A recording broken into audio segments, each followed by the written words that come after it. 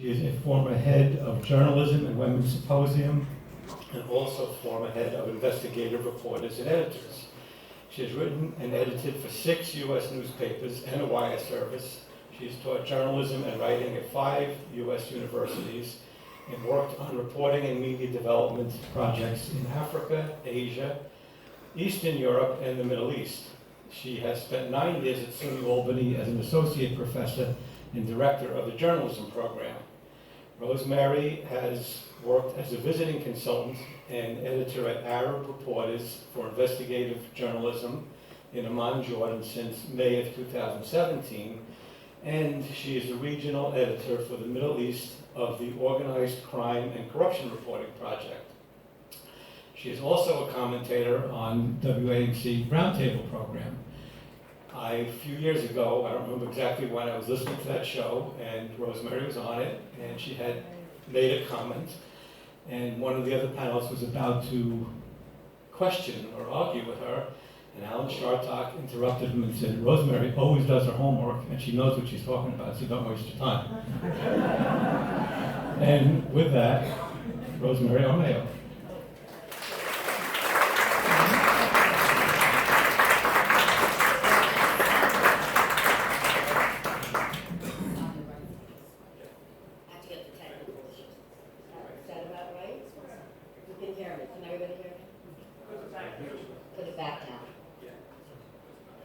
It's hitting my fashionable bum.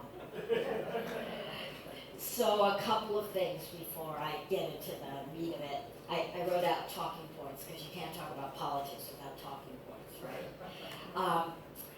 First, I want to say how really happy I am to be back here. I first got invited to the Humanist Society group, these discussions in 2013. And it was the best presentation I ever had. Not because I was so great, but because the audience was remarkable. I had a whole presentation all set, and we just kept veering off into different directions. It was a fabulous discussion. I said then I was going to join this group when I came back permanently to Albany, and I still am going to keep that promise when I do. And I even had continued contact with members of the group. The Robinsons have a daughter who's also in Amman, and she called me, and I said, how do I know you now? And then she started telling the connections. I go, I know that connection. So it's a group that really means a lot to me, and I'm very happy to be back. And I'm looking forward to another discussion like we had last time, because after all, everyone knows everything about the media, right? It's like teaching. We all know what could improve schools. You all think you can improve media. And there's no more fun than bashing the media right now. So I want to get you in on the act. And because of that, I come to my second point, which is I owe Wolf an apology. You guys are also organized. You have the flyers this month for next month for the speaker. So I was contacted about this, I think in January. But, I'm a journalist. A deadline in July, oh my God, that's years away. So I normally would be preparing this the day before. I did not, because I knew this group. But when I sat down to do the PowerPoint that I had promised and that Wolf was all set up for, I realized that was a mistake. I would be making the same mistake I did last time. And I don't want this to be a talk. I have talking points in case, in the rare instance, you don't have anything to talk to me about. But I really want this to be a discussion. So I'll throw out some things, and I want you to do the same. I don't care if we go off on a tangent. Let's just have a good discussion. Those are very rare in our country now. We don't talk to each other civilly. We don't talk to each other often enough intelligently. And I'm looking for you to give me some hope.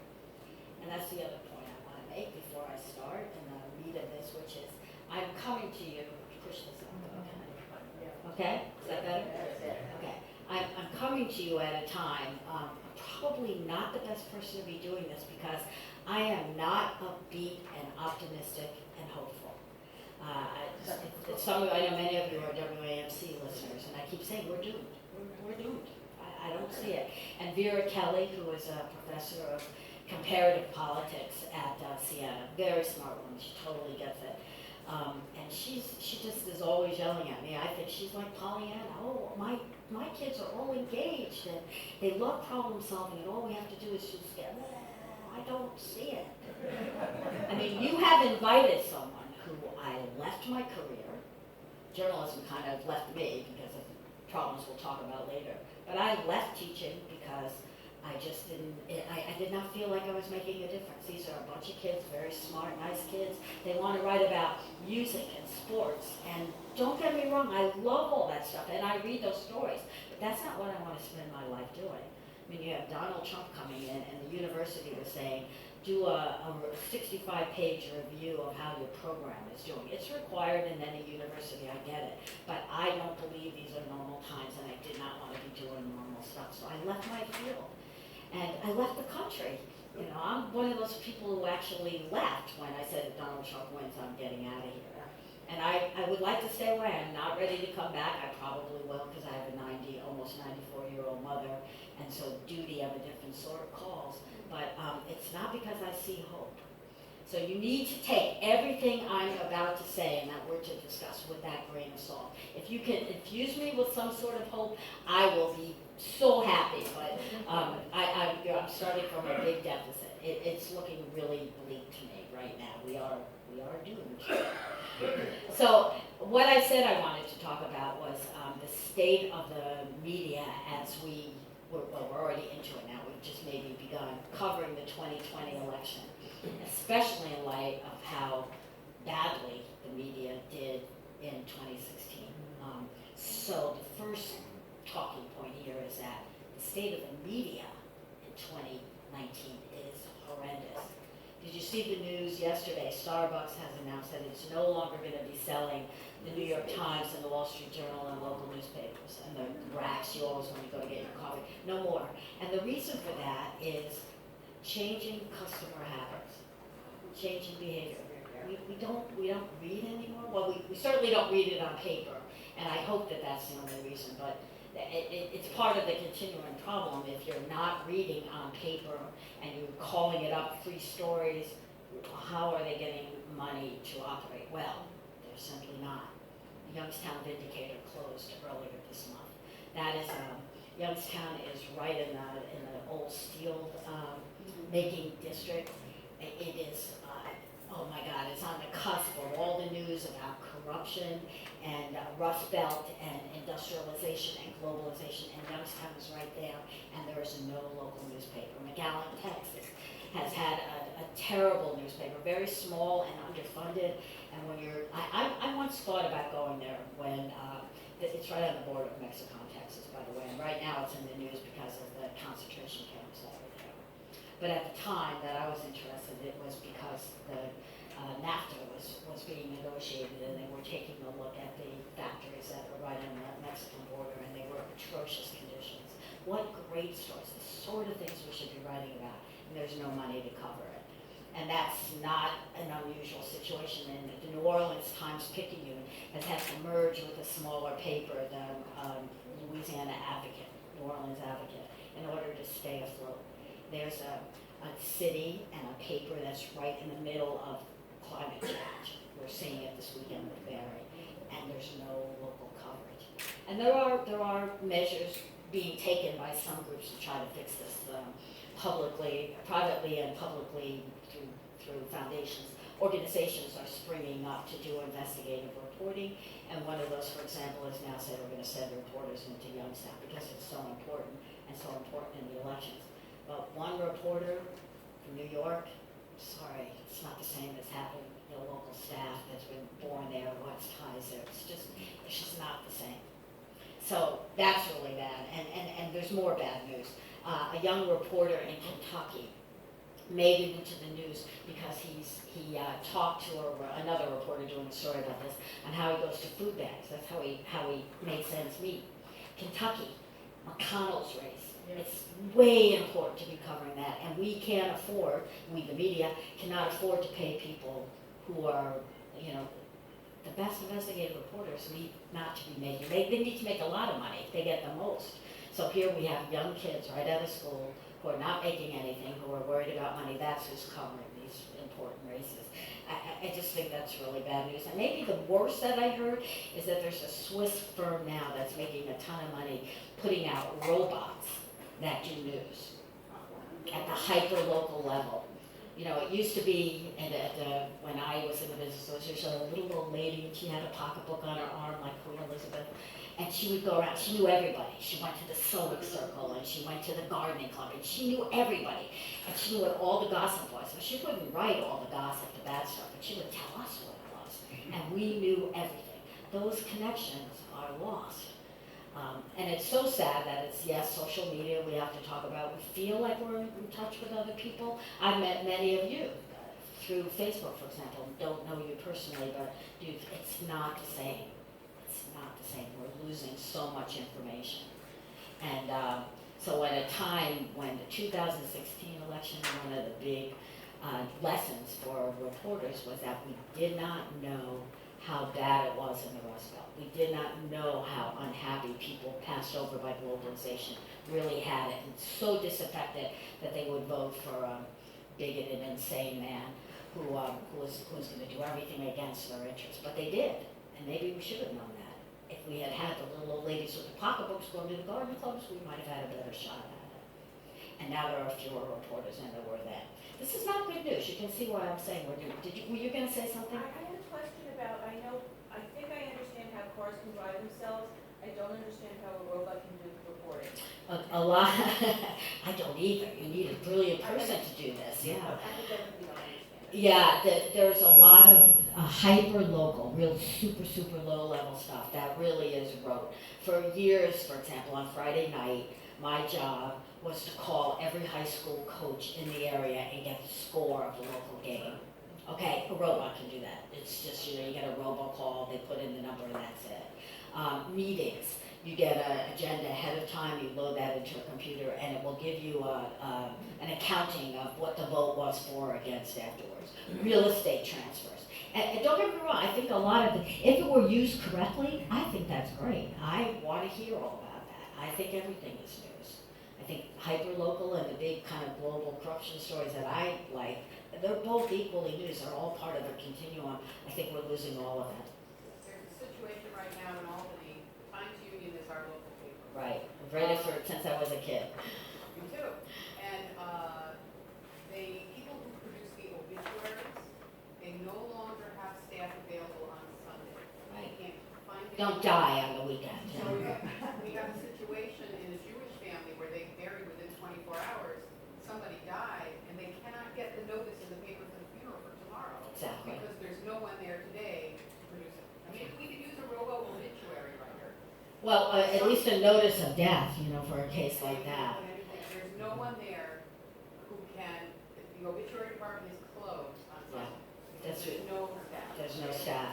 And even the loss of obits, even when there are people there, they're mostly canned now. You have to be really exceptional to get an actual biography, which is what all obits used to be. And I actually kind of enjoy the ones that are written by the family. No one dies anymore. They've gone to the arms of the maker. Oh yeah, that's good in this group, isn't it? But they all have that. Yeah, and we don't have the cause of death, which I'm sorry, that's just demographic information that ought to be in. That the newspapers of records ought to have. We have lost so much, and at the same time, we're hearing from news executives who say, "Well, we're doing more with less. We haven't really lost all that much." Yeah, we really have. Yeah. My son is the editor of the online front page of the New York Times, and he says every single time that Trump said, failing New York Times, they get more people. That is true, that he attacks and he lies about it. But the fact of the matter is that circulation of newspapers is down more than 50% from the mid-'80s. Now, okay, some of us are, I don't handle, I have the Times Union, but I don't handle the New York Times. I mean, I read it online. And I would like to think, okay, they've lost circulation, they've gotten it under it, but that's not true. And I taught for 10 years in the colleges here. Those kids don't read news anywhere. They'll get a headline, or they'll hear people talking about it. I mean, I even kept track of it when the governor, remember when our governor had to leave because of a little sex scandal. Our president doesn't, but our governor did. The students knew about it. You could see it because somebody would look at the phone and then they would talk, and it was all word of mouth and a cell phone. I mean, that's like, next comes drones. We're going backwards instead of forward. Yeah. I think you have to look at the history of Germany and Hitler and you read his book. God,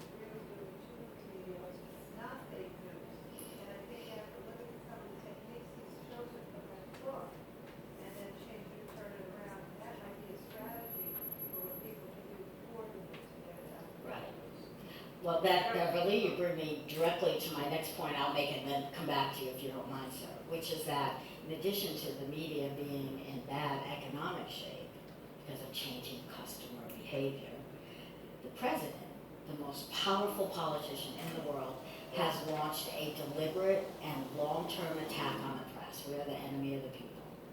And 30% of the American people believe that. 30%. 1/3 of our country will think, oh yeah, he's absolutely right, the lying press. So the other thing that works against us is that when we point this out, just as you did, that this is a Hitler tactic, what do you get? You get, oh, that's disrespectful to victims of the Holocaust. This Hitler is different. No, I'm sorry, he isn't. And I've argued this on WAMC. What the Jews who survived World War II said was never forget, never let this happen again. If we don't treat this like the possibility of a fascist regime, then we are forgetting, and we are letting it happen again. Hitler didn't come out and kill 6 million people on his second and a half year in office. But concentration camps, I mean, come on. We can argue over the terminology. They're not death camps, I get you, I know the difference, I've read my history. Absolutely, absolutely. So I do worry about that. So but for Trump, this is not just that he's, a big mouth and silly, which he is, but it is a concert. In 2016, he told Leslie Stahl, she said, why are you doing this? Why are you this isn't true. You like the press, you've used it. Why are you calling us enemy of the people? His quote was, I do it to discredit you all and to demean you all so that when you write negative stories about me, no one will believe you. And he's winning. Yeah. And it's a distraction. It's a big one. Okay, many points. Let me go in order if they came out. Well, I wanted to talk about, there are fact-checking websites out there, like PolitiFact is Snopes. Try using them though. I do that. People say, this is baloney. How do you know this? And I'll say, well, the Washington Post and New York Times, who actually pay people to vet and check and investigate, they wrote it. They go, it's not true.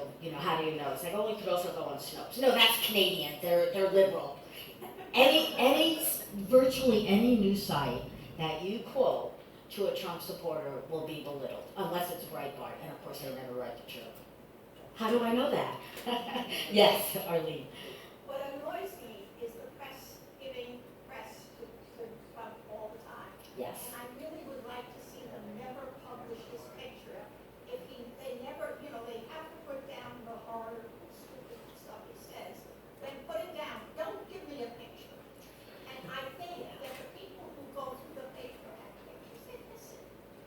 And the rest of us might pick it up. Might actually But see. I'm getting to the point where I'm going to give up my subscription to Time because I've seen that man on the cover too many damn times. I gave up my subscription to Time, but that's because the Koch brothers got involved in it. Back here. Yes, this morning I was watching AM Joy, and Malcolm Nance Yeah. was on there, and he had been to a conference in, I'm not sure, but it was of Holocaust survivors and other countries' representatives that are very concerned about the move to the right and what has been happening all over the world, and has been encouraged Yep. by our president, who's gotten out of the important things like climate change, which that may be the end of us before Yeah. Trump can actually Yeah. get rid of us. But anyway, but I want to speak positively about a local newspaper, Altamont Enterprise, Oh, which they're is great. terrific. Yeah. Yes, and their obituaries are stories for wonder. They are, the two reporters there are friends with my sister. They went to Buffalo together, and they have actually kept the local news spirit. They do great investigations, actually, They do. too. Yeah, that's a well-deserved call-out. Back here, and then I'll get you. So what, I know this is a loaded question. I love that. What are your recommendations for solutions? I am always. I have a talking point on this. When I think to myself, we're all in the same room because we know this is a problem. How do we get to the people like that woman who was at a Trump rally that we've all heard about now, who had no idea that there was anything negative about him in the Mueller report? Right. What do we do? Okay, who's read the Mueller report here? Okay, start with that. I just bought it. I have an excuse. I couldn't buy it in Jordan, but I bought it when I was. It's available online. Yeah, it is actually, you're right. So anyway, but I wanna read it and put notes in it and refer to it. Yeah, that's one thing, is we have to know what we're talking about. And number two is, even though I think we're doomed, and I don't really think it'll work, because I did this all in the sixties, and here I am back again, but you can't stop fighting, you gotta just keep doing that. That's really important. And as for the media, I have a bunch of things I think they should be doing, and you're not wrong about paying attention to Trump. Just before 2015, when he announced that he was running, I wrote a column for the local paper about why are we still writing about Donald Trump? Let's just never mention again until he does something important, and then of course he announces he's going to run for president. So I was glad I didn't run the column that I wrote. But there's something to that. In the last few weeks, his approval ratings have been edging up. Have you noticed that? The polls now have him like from 40 to 40. It's still not good, but they've been edging up. And why is that? And the Washington Post reporter did an analysis and said that it's because the media is tuning him out, which is true. They got all wrapped up in the Democrats and the debates and Biden and Kamala Harris, but no Trump. And while that was happening, his approval edged up. So that's a lesson for those of us who don't. I say, if you don't write about him, he does better. And many of his own supporters all said, "Wish you would just shut up. I love the economy. I love America first, but he just, he's not presidential." So I'm worried about that. If we ignore him, I think it might be the opposite effect. And here's one other thing. There's no question that in 2016, he was given tons of free publicity. Gavel to gavel coverage, right? Why did that happen? Because he's freaking entertaining. He is on and we watch. And even those of us who don't like him, I still, the first thing in the morning, what did he do now? You checked, right? So for ratings, because he wasn't taken seriously, another big mistake, trying to figure out what people are going to vote without really knowing the people, which is what we did. All that's true. I grant it to you. Big mistake, right?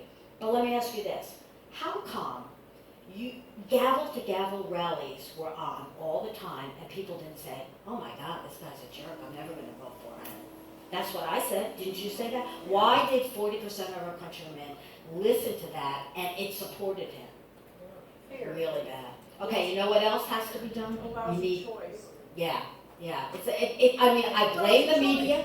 Okay, we'll come back to that in a second. Hillary got 30 million more votes. She won. It's the electoral college that's the mess. Well, I agree with that, but that's not going to get fixed easily Not either. before the It's worse than 2020. gerrymandering. Whoever's in power has a Well, stake in the system as it is. The Supreme Court said, go ahead, gerrymander. Another reason I think we're doomed. The Supreme Well, Court and the there you go. remade federal judiciary is not in our favor on any of the issues that I care about. Women's reproduction, First Amendment, politics, funding politics. We're doomed. My big question, and it's for everyone here, is how can we get Louder? Democrats to get their act together so they have the people they want to focus on and have them help us really become more organized so that they don't get overpowered by Trump? And how can we organize things we want the people of America to know why that candidate might be better than him? Can I talk for 1 minute about the media on that issue? We have a record number of women running this year. 6 Yes. women are up and are possible candidates, okay? Yeah, but Marianne Williamson.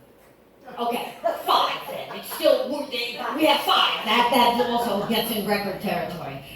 The press corps, all of the press, all of the media is overwhelmingly white, male, upper middle class. And bias against women candidates is still as bad as it was against Hillary. And we see it all the time. This little cat fight, because that's how men see this, their little, sexual dream, 2 women fighting. AOC and Nancy Pelosi. Yes. Rooneyest to Democrats, that and all the pundits are out, they have to get their act together or we're not going to have a candidate. They're not fighting. It's an older woman, an older generation, schooling a new one. They are both immensely talented female politicians, and we should want them both involved. Why is the media covering that? I just have a fit about that. And we do it over again. Pocahontas, if I hear one more thing about that, I'm gonna just like pull out the feathers. That is Hillary's email all over again. It's a one-cycle story. We should never hear it again. And Trump, okay, give him his due. He is a genius on using the media of the time, which is social media, and he pounds away on Pocahontas. And she gives into it. She made a mistake with that, but the press continues to do it. Ridiculous. And that she's old and she's unlikable. Bernie Sanders, come on, if you want old and unlikable. Why is it different for women than for men? And yet it still is. We're still stuck. We have not moved 1 inch, and that is after a record number of women ran for office and won. We're still in that boat. And that makes a difference, you know, when the Democrats are picking a candidate. Okay, I forgot who's first, so I'm gonna go in a row here. That's my question. When we get the candidate. Democratic candidate, what, as people who are against Trump, how can we support to get the word out through the media that choice of the Democratic candidate is a better choice than Trump?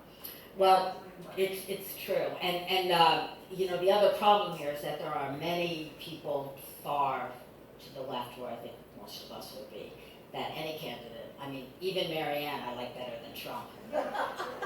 But that's not what he needs to win. Yeah, they need to be, I don't think you have to worry about them. It's those people close to the center who are worried about things like losing their doctors, losing their private insurance. Name anything that Bernie or Warren are in favor of. Higher taxes, you know, ending debt, what's that going to do for kids? That worries them.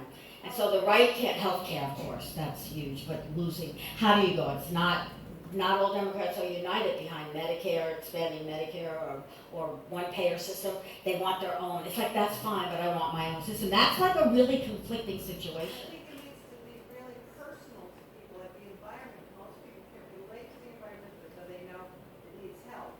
But when it comes to elections, what really personally affects the person is Yeah. where your vote goes. Yeah, it's true. Over here.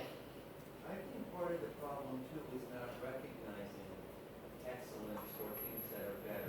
I mean, to me, I was looking at a field of 20-some odd Democratic candidates, and I didn't bother to read too much about any of them.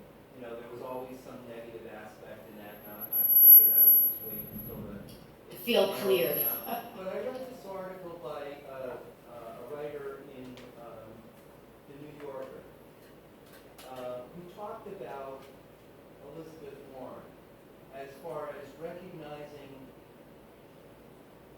how caring she is and how she talks about things, how much energy she's put into specific policies. Now, if those are values we regard as important, you would think that would be recognized, but really hasn't been. We have There's a man. little bit of recognition about she has more policies than anybody else, specific. But people don't seem to care about it. Okay, well, I hear you. I think you're right. I'm sympathetic, but let's go back to 2016 again. Hillary Clinton had policies on everything, not just energy. She wrote them out. They were brilliant. They are still brilliant. They're still unfollowed. They don't care. We're not talking to just the people in this room. You're talking to people who don't have a lot of time or energy for politics or for anything outside of their family and maybe their local church or whatever community group they belong to. That's it. So, make America great? Wow, I get it. So how do you put a complex, thought out, really brilliant policy on a hat? That's the issue. For Sanders has that issue, so does Kamala Harris, so does Warren, and I don't think you can do it. There's a divide. Trump went through the evangelist people in their churches to preach what he wanted them to know. That's how we do it.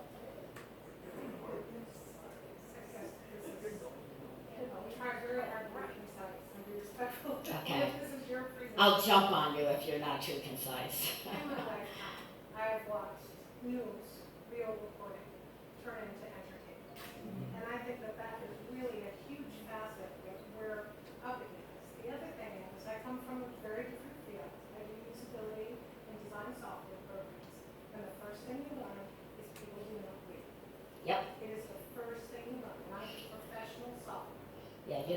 much that hurts me as a journalist, but it's true. It hurts, yeah, it does. Just give me news, I can give you data. Data journalism is very, very well developed. People don't read it. They want a graph. They want it on a hat.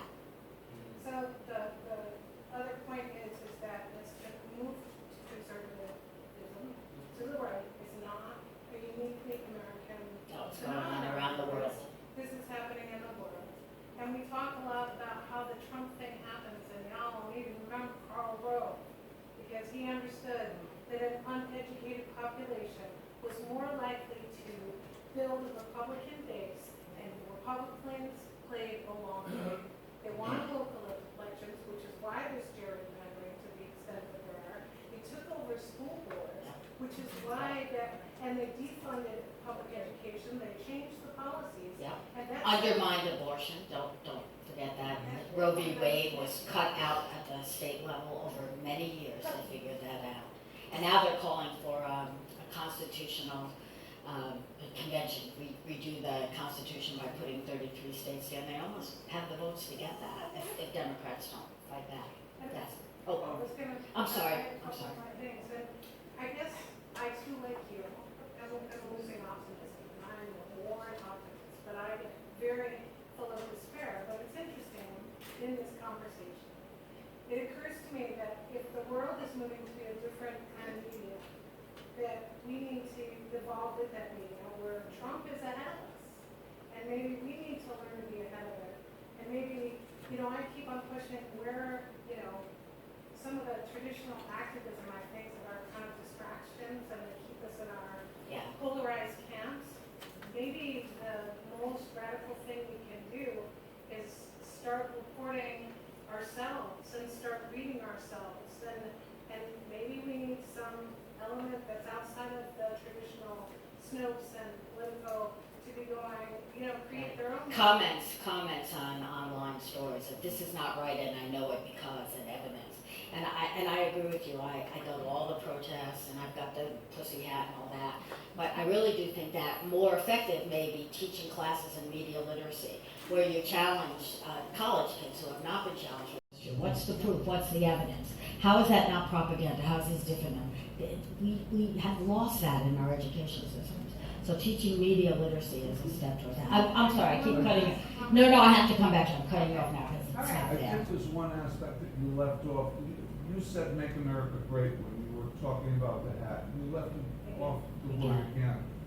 And I used the original Reagan thing that he plagiarized. Well, I think the most important thing is that he's harkening back to a time that a lot of his supporters want. They're racist, Bigoted. they're misogynist, they're bigoted, and they don't like the world the way it is right now. Yes. He plays, and that's why it's a worldwide movement, moving to the right. They play on fear and uncertainty, and many of us have done extremely well under globalization, and capitalism even has the means to make those who did not fare well, to bring them back up, retraining, new jobs, new education, better schools, money into resources into communities in the Rust Belt. All of that would be better than anything Donald Trump has done. And yet we didn't do it. So now have we lost the opportunity to ever get back to that? And you are right, that's the thing that scares me the most. I think that he has tapped into a hatred and bigotry that is real, and people are happy that they can express it. And the media cannot solve that. In fact, every time we write an article that's sympathetic to a woman who was raped by Donald Trump, or a LGBT person who was trounced on because of his policies, we build more. He's doing that on purpose. That builds up, greater respect and love for him and his own group. So do we not cover it? That to me is the hardest thing. I once wrote, this is on a completely different topic, but when I was a young reporter, I once wrote a story about the local sheriff here in Albany County. He was collecting those little soaps and shampoos, things you get when you go into a hotel, and he was getting everybody to donate them, and he was making gift baskets for the people in the jail for Christmas. Okay? I did a story, I thought it was a nice little feel-good Christmas story. There were dozens of letters came and said, those guys don't deserve it. They're all criminals. Why are we giving them presents at all? So do you see what I mean? When you write a story thinking, oh wow, this is really going to bring out outrage, it's you get the opposite. It is a lost liberal idea that if only we could reach each other and talk and give our point of view, we will come together as one. Just the opposite. The web has really made that possible. We can talk to anybody now, but I don't even want to talk to most of those people anymore. Like my high school friends are all Trump, so I don't want to come to any kind of an agreement and compromise with them. That's from social media. So the opposite of what I thought. Just one last thing. I live in the Catskills in Delaware County.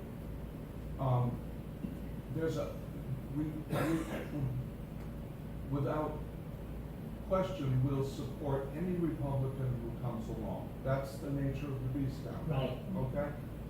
My people that I am friendly with, who are my clients, who I see on a regular basis, who call me up to find out how I am after my operation, all sorts of stuff like that. These people supported Donald Trump and they love him. Yep. Okay? They're not unintelligent. They're smart people. They're not poor. They're in reasonably good shape. I'm at a loss to understand why. I have an acquaintance, I can't call her a friend, thank God, who tapes Fox News every day to make sure that she doesn't miss anything while she's away at work. Well, there's one of the reasons right there. Right. You get a completely different view of Trump by watching Fox News, Yes. which more people watch that network than any other. And study after study has shown that if you watch Fox News, it's worse than being uninformed. You're misinformed. You get totally. I mean, that's why they believe that Saddam Hussein was actually part of 9/11. That appears nowhere in the real media, except they got that idea. So it is a big problem. The fake news here is not that the liberal media is making up stories or going after Donald Trump. The fake news is that it's out of Goebbels' playbook. You repeat a lie, you double down on it, you never admit you're wrong. Who does that sound like?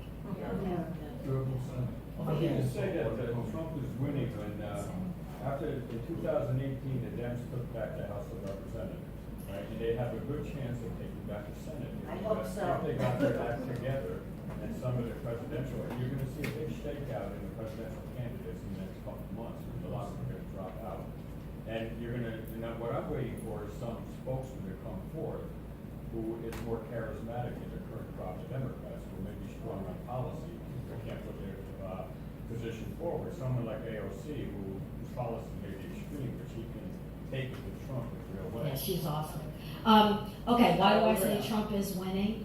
When there happened, after the big loss of 2016, they came back pretty strongly in last year.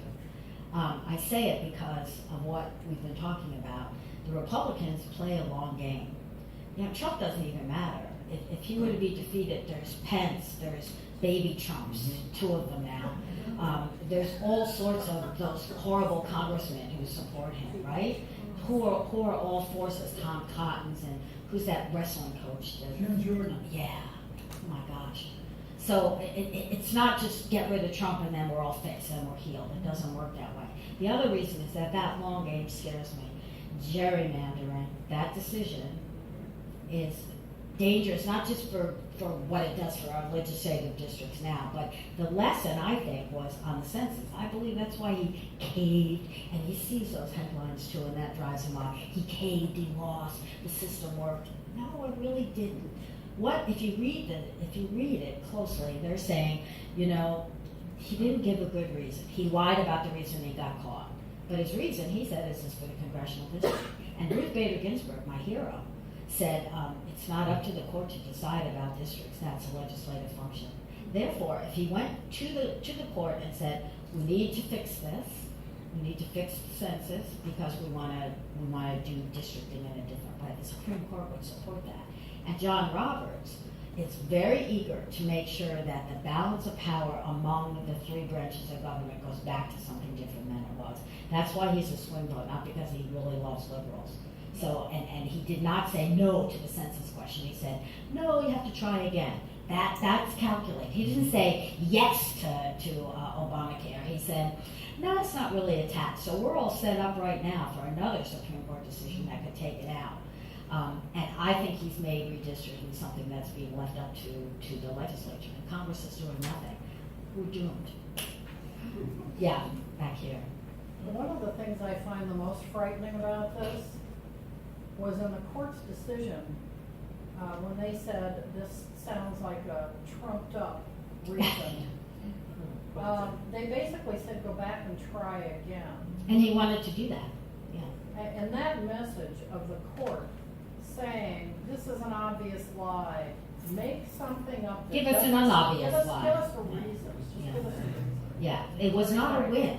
I mean, No. that's another thing the media does, which I really hate, win or lose. And that's Trump. Yeah. That's Trump's terms. We were going to be sick of winning. I win or I lose. This was not a win.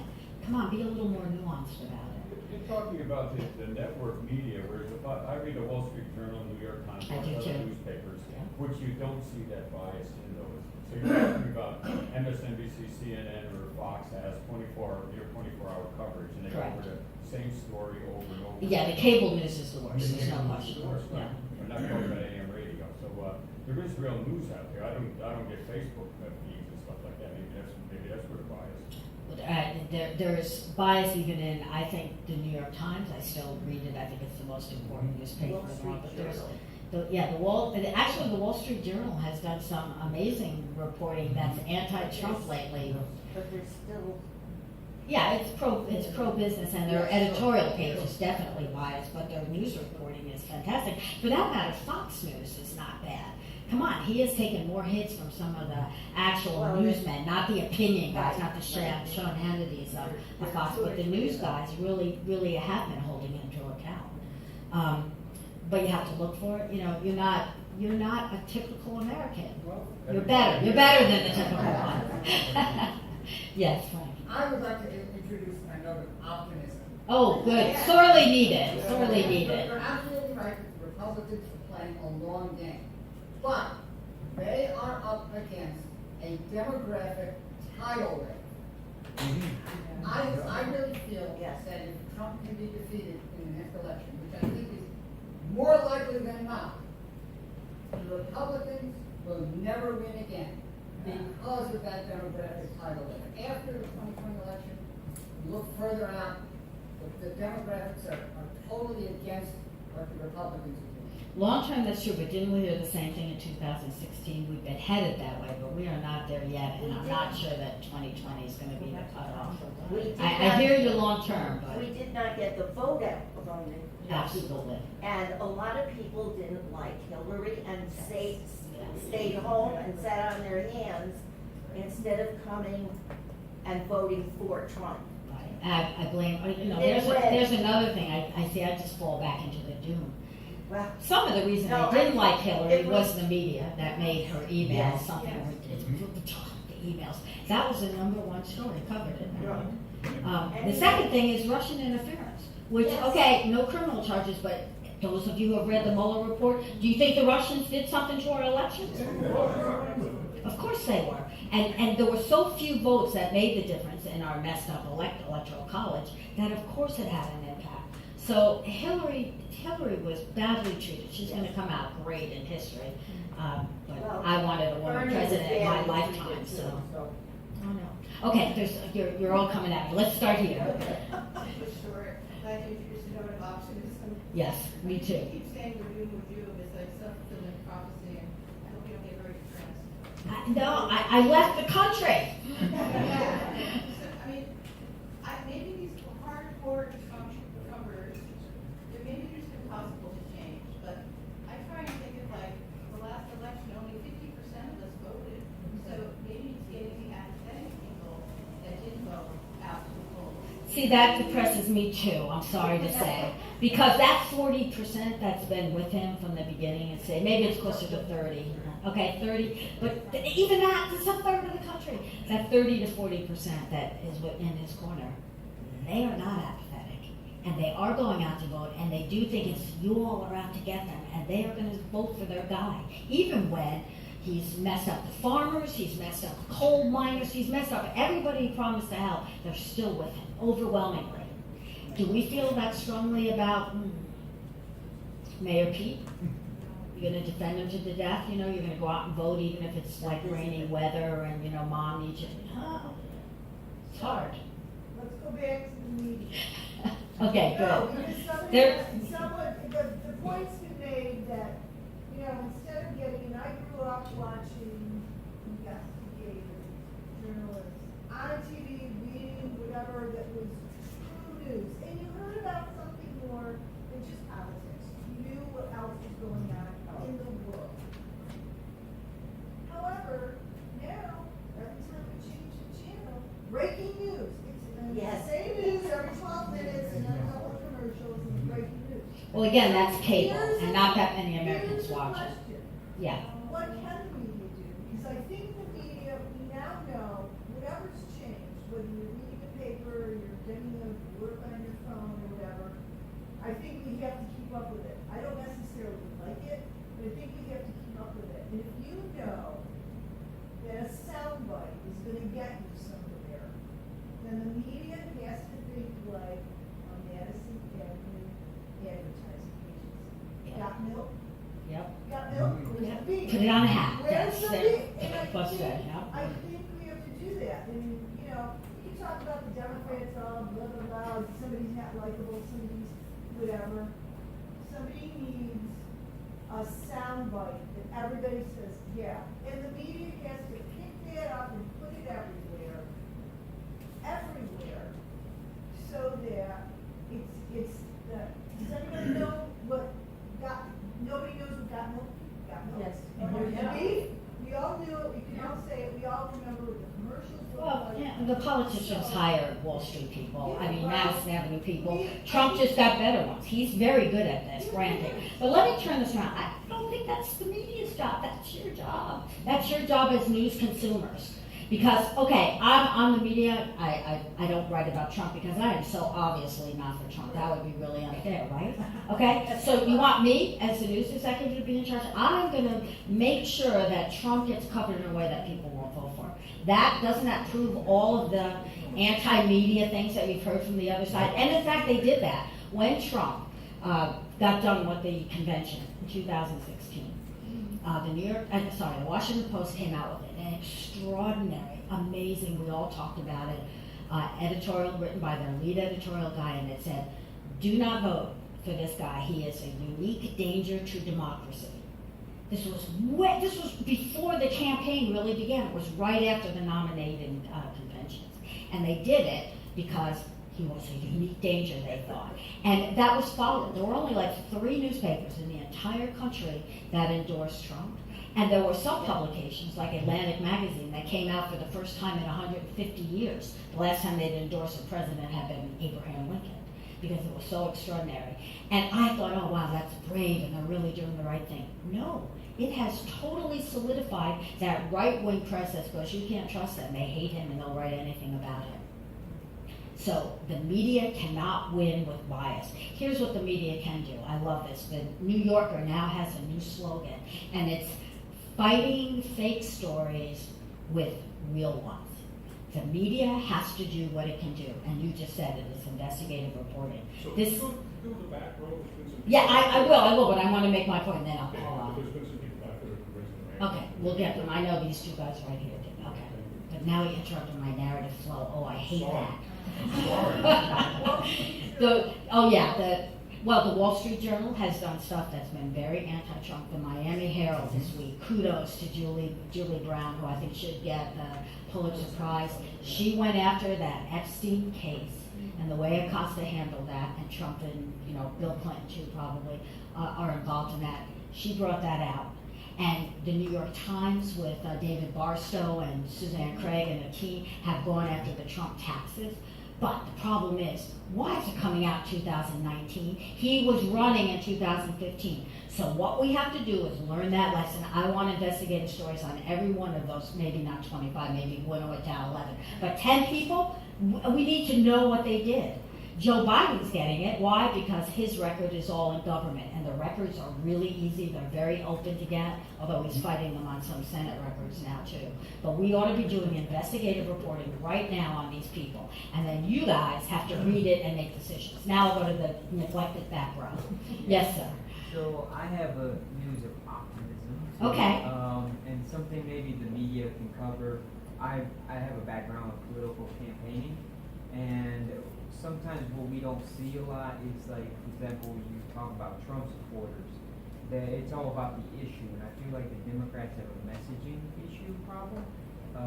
I know running a campaign up in upstate New York in Utica, we outseated a Republican congresswoman, and she was a very Trump person, and what we did is we didn't talk about Trump, we talked about issues that related, like a lot of health issues relate to Trump supporters. So what I'm saying is, you can win Trump supporters, because you gotta look at, I have a little background, statistically in the Midwest, a lot of those people voted Democrat for a very long time, and here comes a new salesperson. They got tired of the two-party system because they were failing. The jobs were leaving the Midwest in the 90s. That was a Republican and Democrat thing. Yeah. And that's something I feel like the media should cover in a way more closely, because these people, some say they're racist. Well, I had to talk to them, and when I worked with a company in New York City, there's those Democrats of New York City, and then there's rural Democrats. They believe in the same values, it's just a little different. It's called Blue Dog Democrats. Right. And I did campaigns out in the West, and that's something Democrats don't really, it's like you either gotta be on this side, you're on this camp, and you're gonna get the last. And those people just decided Trump was their person. So, Right. Because of Hillary did not address that at all. And so Right. it's like rural issues, like kitchen table issues, what we call it in the South. You talk about those, and you will win those kind of people over. My observation was that you saw that in both of the Democratic debates so far, and then the media came out, and I fought them on this saying, hey, no one's going after Trump, and that's what the base, the Democratic base wants. You're saying correctly, no, I already feel that, I don't need to be convinced. Let's talk about healthcare, that would be my number one. Let's talk about war and peace, that's number two. Climate change, oh my gosh. My boss, for example, I immigrated here from Brazil, okay? And you have a great president there too, wow. You're coming and going, you're messed up. At least we got a woman president, just for the record. And she was ousted for corruption. For example, my bosses in New York City, when I picked up a campaign in upstate New York, about the Second Amendment. People in upstate New York believe in the Second Amendment for hunting and all that. When I told my boss that that's part of the campaign slogan of what they want to hear, and she's like, no, the Second Amendment is terrible. They must not be Democrats. But I'm like, you do understand that Democrats do believe in the Second Amendment. It's just in a very reasonable way. People in the rule, they go hunting. And so there's really a messaging problem. There's so many people in the camp, and there's rural Democrats, and then there's city Democrats. And you look at the demographics here, it looks like more, there are Democrats in the rural area. I want to point out, I appreciate this point very much. I also want to point out that investigative reporting also has made a difference with the NRA. It's finally covering shootings as something that's a mass phenomenon that needs to be looked at, and has investigated the NRA. So you're seeing them hurting for the first time. The media needs to do these things. That's a really good point. And next to you. Yes, sir. So my question more specifically to the media itself, journalists. One of the gentlemen here made a good point about there is a large movement moving everything right globally. You also brought that up as well. Yeah. And a lot of the focus, a lot of the conversation has been on Trump. In my opinion, he's not the problem; he's the symptom. And the problem is that there is a concerted effort by very ultra right-wing forces that are moving everything right. It's like you said, they play the long game, right? There are forces like the Koch brother, the Mercer family, Steve Bannon, evangelical churches. Right, exactly. So Nigel Farage. Where, in terms of like journalism, investigative reporting, how come they don't focus on these kind of forces? I know that, like, for example, you mentioned the Koch brothers are now involved in a lot of media media, Yeah, Time Magazine, Time yeah, Magazine, yeah. PBS NewsHour, Yeah. right? So there is a incentive for them not to report on these kind of things, or, I mean, there has to be, it's not about Trump, it's about how all these forces are moving everything right.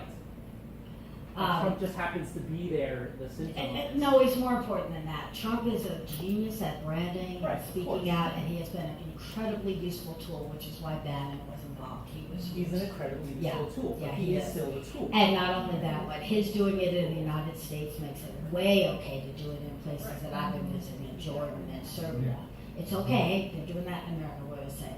So I don't exactly agree with that. The point though, looking at these big global things, yes, we should be doing it, but our media, that's a book. That's an academic study and a book. And it's not something that you're going to read in your local newspaper or an internet story. It's hard to do that. I think there have been attempts at it. It's just not very effective yet. It's not effective, but there are investigative journalists who do pieces of that. Yes, For example, they do. Jeremy Scahill Yes. did that great book Yeah. about Blackwater, right? Book. But then he's been on all of the media, he's been on a lot of media circuits talking Right. about that. Right. So there are places you can do books on Koch brothers, Yeah. Mercer family. Long all of form, that. the long form journalism in the New Yorker is all about this. Dark Money, Jane Meyer, these. It's not, there's I get a big problem with saying the media doesn't cover this. The freaking media covers everything. And we can't pay attention to everything they do, and they may not emphasize the right things, but it does cover everything. How to do it effectively, to put it all in perspective. I almost think it's history. We're going to understand a whole lot more of what happened in 2016 than 50 years from now, and that doesn't help us right now. I would like to find an answer. Maybe these guys have it on what to do right now. Your point's a good one. I have a complaint about the media, straight and non-straight. I hate the term, the Democratic Congress passed a bill. Why do they have to add Democratic? The Congress passed the bill. Well, Not the the Republican Senate never Not voted. the Democrat Congress, the Democrat House of Representatives, the House of Representatives passed the bill.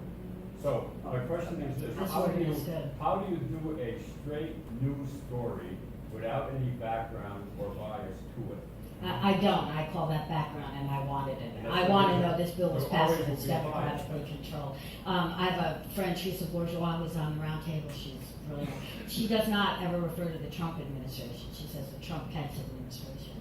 And the reason for that is Pence gets off the hook, if you know. He's responsible for putting all those nutty policies into action. So words do matter, but I doubt that we would agree on exactly how we would phrase these things. Well, I gotta respond to that though, because if they pass the bill along party lines, Doesn't matter, I Congress think passed it. I think it's fair to characterize it as the Democratic Congress. Yeah, I do too. I think it's That's so the- that's different. the than- bias. What's the bias? The bias is that Congress, the House of Representatives passed it. You're adding a bias when you say it was done along party lines. They passed it. It doesn't matter And to you you're that adding- it's and along. you're adding- Why then am I giving you Supreme Court votes? Why am I saying it's a 5-4 decision? If that means the whole Supreme Court, it's because I'm emphasizing that one person is going to decide U.S. policy for the next 50 years. I think it's a needed contact. If they just gave the vote numbers. You'd still know. Without believing, yeah, that's true, but it reminds me of news stories that say the black man robbed the Olympics. Yeah, why do you have to tell me? Yeah. I think what it does is create a bias into people who are already racist. Oh, see, I was right. I hate black people. You know, that the Republicans think, see, I hate Democrats. Look what they did. They just said the Congress, when the House of Representatives, it was 200 to whatever vote. It would be, they wouldn't give that separate behavior. Okay. What do you think of the website media bias / fact check? I mean, it's different than the fact check organization.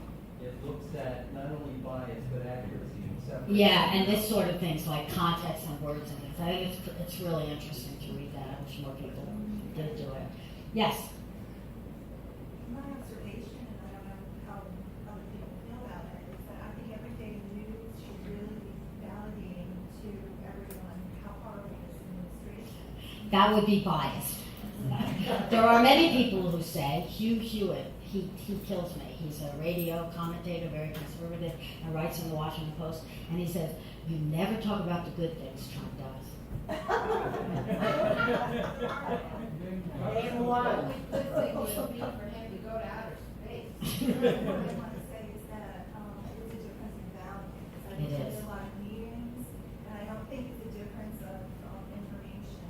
I think people who support him, really support him. You can live in facts every day for the next 1,000 years, and it won't. Doesn't matter. He said it right. I could go out on Fifth Avenue and kill somebody and I wouldn't lose vote. Listen, I will stay here. I have no other things, but I do feel compelled to tell you we've gone past an hour. Does that bother anybody? No.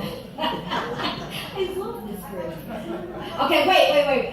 I'm ignoring people again. I don't want to get yelled at for this. This gentleman right here. Years ago, maybe 60 years ago, when I studied journalism, there was a general understanding that you needed a lot of fluff to sell newspapers.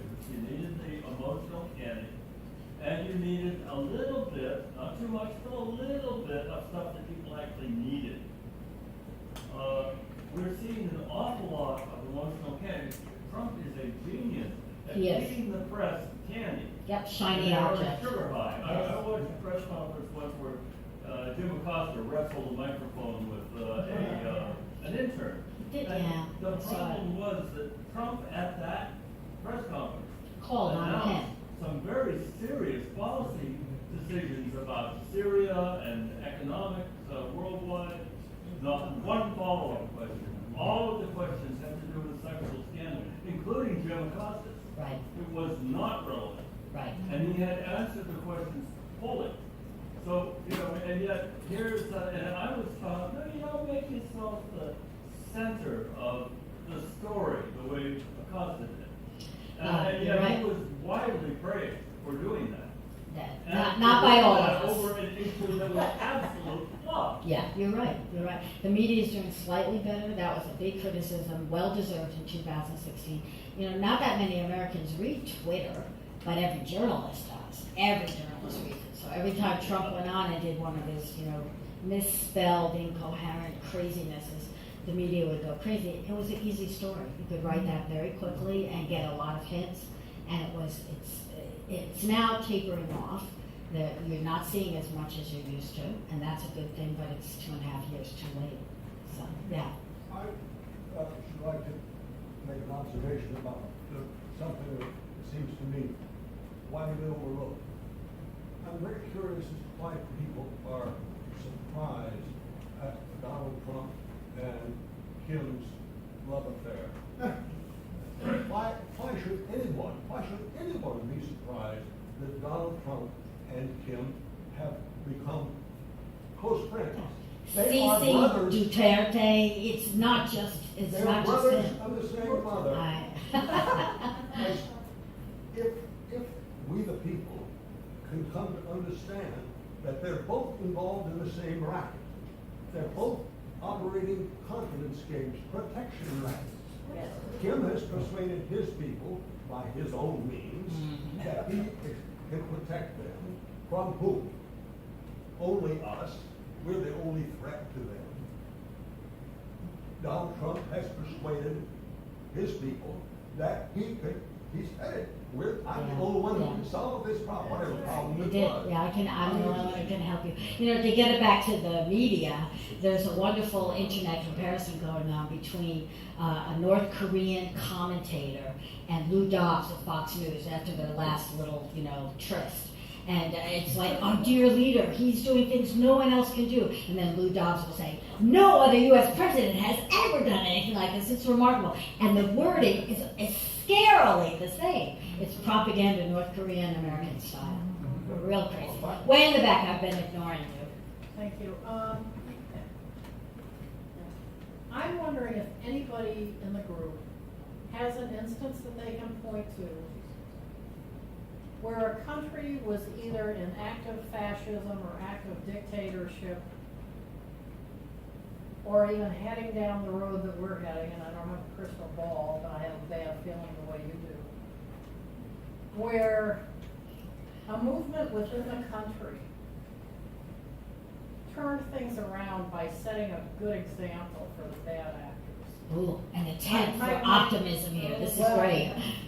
My question really comes down to, can the Democratic Party do anything to turn the ship around if they keep showing up at a gunfight with a knife? You wanted to say something, Well, to answer. For a dictatorship, I was born in a dictatorship. Brazil, the U.S. gave us that option, either communism or dictatorship, so we had to, but coming down to Democrats, working with the Democrats, Stand up, I please. said, Can't hear so, you. working with the Democrats, I feel like a lot of people criticize the Republicans of being in line. And that's how you win in a way, is being united. And the Democrats right now are scattered. They are literally cannot even, like, if you saw the last presidential debate, that's what you have. That's the Democratic Party. And what I see in the media is that, like, they're criticizing the Republican for being in line party system. That's kind of how you win, in a way, when you have to have a leader that unites. And Trump just used basically everything that the Democrats have, their mistakes and what they haven't done for the, you know, like, look at Pennsylvania. That has always gone Democrat. That blue wall has always gone Democrat. The question is, this is why I tell Democrats when I'm working with them is, what are you not doing for the people? Politics is about being public servants, but it has changed to money. It has changed to where it's not a public servant anymore. So Democrats have to look at themselves first in order to move on and to be united and to defeat Trump. Oh, that's really good advice. Over here, I promised you The next. historical example, I think, is after the Allende assassination in Chile and Pinochet took over, the vote that was against him, when there was no other candidate running against him, was a major thing that started to turn things around there. And that was, there's a movie about that. I think it's called Yes, but Yeah, I've it seen that was, movie, yes. You're right.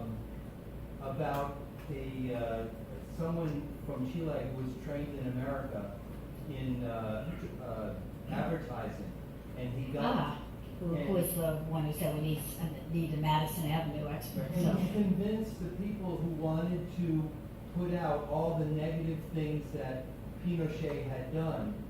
You know, they wanted to say about the people who disappeared in the night and that. He said, you can do that, but what's going to happen is people will get depressed more than anything else, and they won't turn out to vote and be enthusiastic. Whereas if you have a positive program that you get people excited about, and it was an excitement about yes. I actually have a historical example in South Africa, and apartheid was actually far worse than what we're dealing with right now. And due to two, at least, remarkable leaders, that situation turned around in a really fast amount of time. And the United States after Vietnam, too.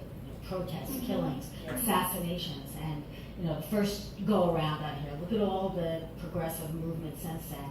I do feel like we've been thrown back by a wave back again, but there are. That's why I'm going to keep resisting, even though I feel like we're doing okay. Over here first, and then I'll come back here. I didn't find the Democratic debate upsetting. People didn't attack one another. They didn't demean each other. They didn't keep saying forget every time Biden said something. They didn't attack each other. There were a lot of different things said by different people. Diversity upsets people. They want certainty. That was a display of 18 people, however many, wanting the same thing and competing. But they did it within reason and civility in this democracy. I'm not ashamed of it. It was good. Well, I mean, Hillary and Bernie's debates were that way too. When the early debates were extremely intelligent, respectful. He then, I think, backstabbed her later, but the debates were great. So they have to. There is a danger. Democrats have to get together. Yes, well. He's got notes. Well, too many things. Lots of different pieces here. Emily's list. Yes. That help encourages women to run for office. Was it like 2 or 3 years ago? They had like 900 people annually or something. and this is months ago, they were over 40,000. Right. Women participating in Right, the so system, there's that's that. definitely a plus. And that's getting the farm team to, so to speak, for the local and municipal and state elections. So that's- Doing what the Republicans did decades ago. Right. They're catching Well, up. I've heard one person say, I thank Trump for getting me off the couch. So I've there's heard that. Demographically, like they said, you know, some of the the Republicans are dead meat demographically. It's just a question of time. Because all the young people and all the minorities, and even young people voted a lot more in 2018 than in 2016, I Yes. understand. I don't remember the numbers. And that's an off-year election. So there's going to be 2 more years worth of younger people who are just ready to vote in 2020, and there'll be a lot more interest in 2020 than now. That's Trump optimism. won by 70,000, 75,000 votes total in those 3 or 4 states. That's how narrow that margin was with the electoral college. So that's. Oh, another thing would be positive. Okay, one more positive, One and then more I'm gonna positive cut you is off. if you would go on the lecture circuit. Thank you.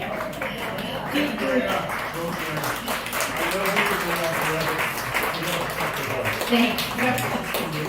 Oh, wow, I love these. I want to